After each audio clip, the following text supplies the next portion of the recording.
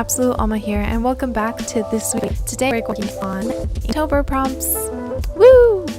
So today is day 11 of Inktober, and today's word is called Stardust. So I normally put Stardust in practically all of my paintings, so it was going to be interesting to try and use this and make it the focal point of the piece instead of just a fun little accent. I thought the easiest way of going about this would be to just draw Stardust in a gigantic form and place it in front of my character and have it sprinkling down into her palms. I really like the way this piece turned out. I've been trying to challenge myself more with my Inktober pieces. I figured since I don't really have a lot of time to be able to sit down and practice like I wish I would, I thought I would take this time to do exactly that. Since I'm going to be working in a smaller sketchbook, it doesn't really take a lot of time to create a piece and work a piece out. So for this year, I've been really challenging myself with doing things that are more of a challenge for me.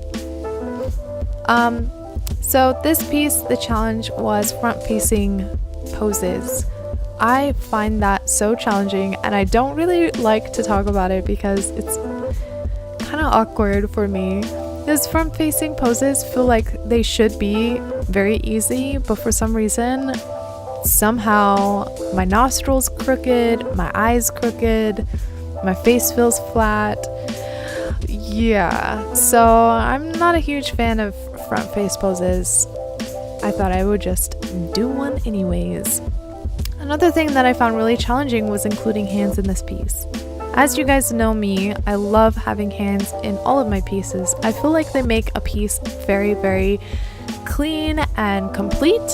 But for this one, the pose was so difficult. I don't normally draw fingertips being like front. I don't even know how to describe that. Let's just say I worked on it for about 5 different takes of these damn hands and I could not get them done. These sketched out ones end up looking pretty okay. I mean, I felt like I could have done a lot better on them, but yeah, I ended up just doing this, and when I went to go ink it, I realized how crummy it really looked, and it's been bothering me since then. But since this piece is not really centered around hands, I feel like when you look at this piece, your eyes are automatically drawn to her face and then the giant stars. So I feel like I could kind of get away with crummy hands with this piece.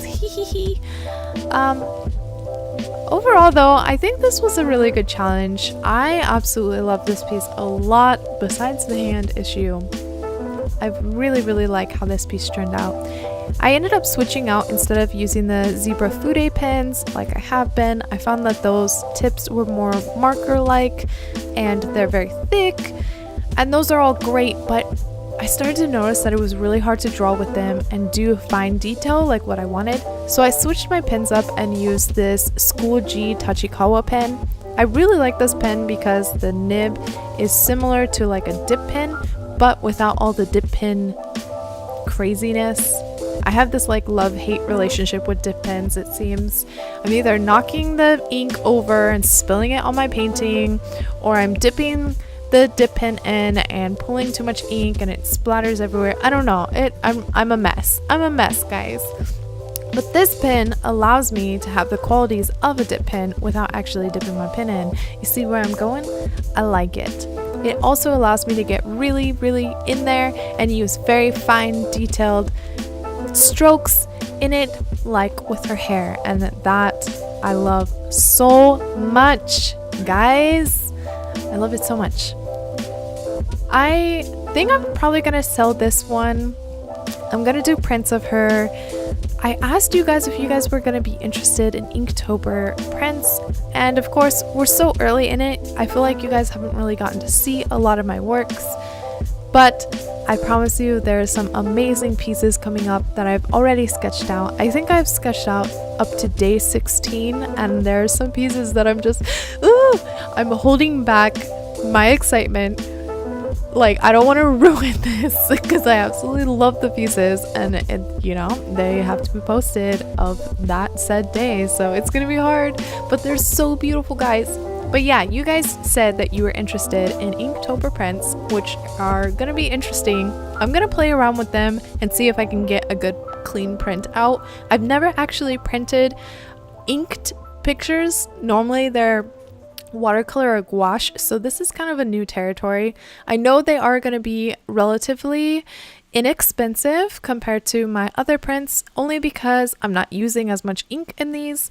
They're going to be black and white photos, prints, so it's going to be relatively inexpensive, I feel.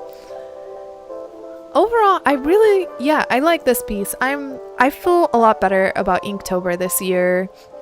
Last year was a bit, okay, so this is my third year doing Inktober. My first year was the first year that I actually started taking art seriously and started my Instagram for art, and that was later in the year. I feel like 2016 Inktober was my Inktober where I kind of found my so-called style, and really progressed in my art skills and figured out what I really wanted to do. And I feel like Inktober is really, really good with that when it comes to beginner artists. If you're very passionate about wanting to improve your art and you push yourself through, you're gonna make some great progress as long as you're very active with learning. My second Inktober was a bust. I ended up having a gallery showing the month before, so I spent that whole month before creating 22 completed works, painting them, setting them all up. I had a huge burnout. I went into Inktober with a burnout and I half-assed everything, and I was so disappointed in myself. But honestly, I shouldn't have even done Inktober to begin with, because that was not smart. I should have just rested and skipped Inktober. But with that said, it left a very bitter taste in my mouth going in for this year. I wasn't too sure if I wanted to do Inktober because of last year's issues, and I felt like I already have a lot on my plate, but I decided that I'm going to do things differently for this year. One, I was going to make a prompt because I had never followed a prompt for the last 2 years of Inktober. Two, I was going to buy utensils that I've never used before and really spoil myself to get myself excited for Inktober, because I enjoy using ink, but I feel like it's a very weak medium for me. I'm not the best at it and I want to improve on that. So I wanted to make this more experimental and really study at how to ink. And then 3, I was going to be using Pinterest. Pinterest, I feel, is my saving point. I feel that this Inktober has been the best Inktober so far. It could change drastically for all we know. We're only in day 11, but I feel like this Inktober is probably the best one because of Pinterest. I'm able to look up inking techniques. I'm able to look at other artists' work, all just kind of shoved into one platform, and it's really easy to kind of sift through. I can really study other people's works and try and apply them to my inking pieces, because I really don't have much experience with inking and I want to change that, and Inktober is perfect for that. Also using Pinterest for concept ideas. So like a word sparks an idea and it's like, well, instead of spending all this time trying to sketch something out and like figure it out, and obviously getting anatomy wrong because our brain only knows so much when it comes to anatomy, I can just go on Pinterest, find references of poses. I can find, concepts similar to that to kind of pull little bits and pieces here and there and kind of Frankenstein a piece all together. And then that means that I'm left with not so much exhaustion when it comes to trying to complete Inktober, because I feel like the sketching part is the part that takes the longest for me. Inking is very leisurely, very therapeutic and fun, but the sketching part is like, you really got to hash it out and stuff. And that's just me. It could be different for everyone else. But creating thumbnails, doing different types of sketches ahead of time have really helped save me a bit, especially with running into doing. But yeah, it's been a lifesaver for me. So that's what I've been doing, and it's really helped a lot with Inktober for sure. I hope your Inktober has been going well. We're into the second week so far, and I know the first week was pretty strenuous for a lot of people, I noticed, but I don't know, like this Inktober this year feels really strong. I'm going in, I'm feeling great. I hope you guys are going in and feeling good too. I've really been enjoying you guys spamming me and tagging me in all of your Inktober posts, and it's just mind-blowing to see that we're all across the world and we live in different parts of the world, but we have the same concepts based off of a word. A word sparks an idea and we're like, this is it, we're gonna create this, we're gonna put this on paper, and then we look at it all and like we all have similar pieces, and I absolutely love that. I find that really intriguing.